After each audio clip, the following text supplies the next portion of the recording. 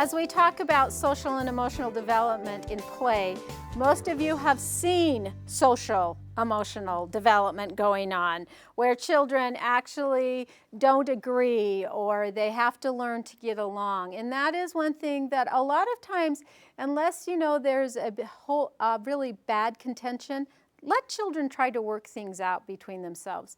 The one thing that I'm going to focus on, though, is more about the emotional part of play. Each of us are very different. Sometimes we've taken our children to something that we think, oh, this is going to be the best thing in the world for them, and they don't like it because of their personalities. And so you need to look at each individual child and match their activities with their personality, what they like, what they don't like. In this next clip, we're going to do another learning triangle, but as you watch this, I like these types of clips because they define different personalities, and not all of us are alike. Not all of us like to be in a large crowd. Some of us like to be alone. But in this particular clip, we show a character that might be a little different, that something that's fun for somebody isn't really fun for him. So as you watch that, think of your children's personalities and what best type of activities fit their needs.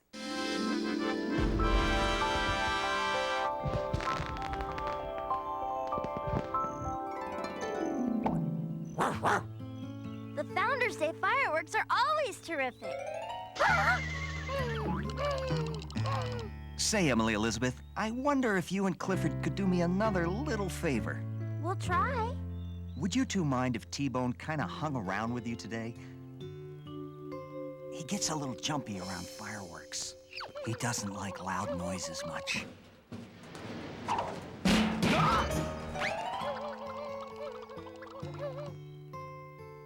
See what I mean?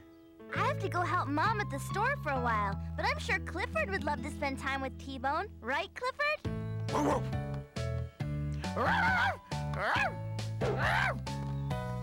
You probably have heard me say this over and over again, and I'll try not to repeat it, but one of my favorite books, but this is a very enjoyable book about being different, but that aren't we glad that there's differences? And there's lots of activities for your children to do that we don't all have to be like sports stars. There's a lot of different ways to enjoy our talents.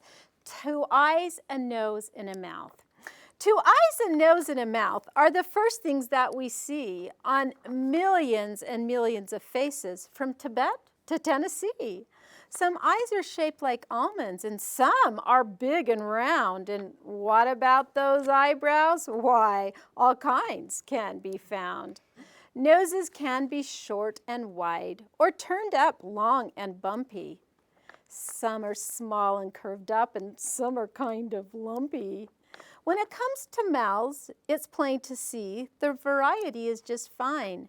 Some have lips that are full and broad, while others are thin as a line. Isn't it amazing how changing just a feature or two makes millions and millions of faces, yet no one looks just like you? Imagine how dull the world would be if everyone looked like you or me. Over and over we'd see the same face till we wish for another to take its place. How lucky we are the world isn't that way.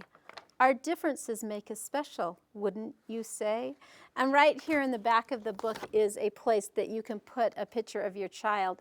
And I would encourage you to put what makes them special. It's not just their physical features, it is what their talents are.